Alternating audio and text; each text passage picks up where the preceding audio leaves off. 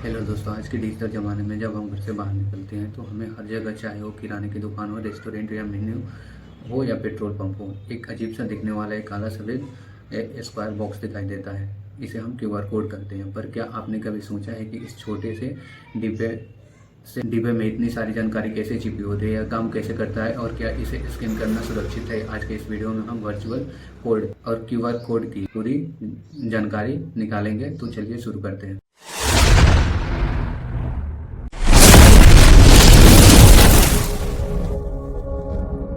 सबसे पहले जानते हैं क्यूआर कोड है क्या। सबसे पहले जानते हैं कि क्यूआर कोड का मतलब क्या है। क्यूआर का फुल फॉर्म होता है क्विक रिस्पॉन्स। इसे 1994 में जापान की एक कंपनी ने डेंसो वेब ने बनाया था। शुरुआत में इसका इस्तेमाल सिर्फ कारों के पुर्जों को ट्रैक करने के लिए किया जाता था, लेकिन आज हम यह हमारी ज़िंदगी का हिस्सा बन चुका है। यह पुराने ज़माने के बारकोड का एक बहुत ही एडवांस रूप है, जहां बारकोड सिर्फ कुछ नंबर स्टोर कर सकता था। क्यूआर कोड हजारों शब्द, वेबसाइट लिंक और यहां तक कि आपकी पूरी पेमेंट डिटेल्स भी स्टोर कर। अब बात करते हैं यह काम कैसे करती है।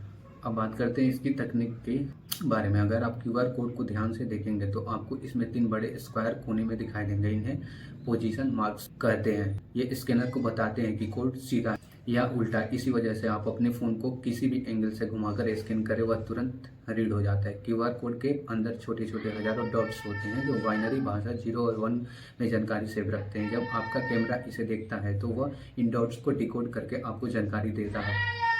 अब बात करते हैं क्यूआर कोड के प्रकार के बारे में, टाइप्स के बारे में। तकनीकी रूप से क्यूआर कोड 2 तरह के होते हैं। स्टैटिक क्यूआर कोड, इसमें जानकारी फिक्स होती है। एक बार कोड बन गया तो आप उसे बदल नहीं सकते, जैसे आपने वाईफाई का पासवर्ड। दूसरा होता है डायनेमिक क्यूआर कोड। ये बहुत एडवांस है। इसे बनाने के बाद भी आप इसके पीछे की जानकारी को बदल सकते हैं। कंपनियों का इसका इस्तेमाल मार्केटिंग के लिए करती है, ताकि ये ट्रैक कर सके कि कितने लोगों ने कोड स्कैन किया। अब बात करते हैं क्यूआर कोड के प्रॉफिट के बारे में। इसके पॉपुलर होने के 3 बड़े कारण है। पहला, यह बहुत तेज है। बस कैमरा सामने और काम हो गया।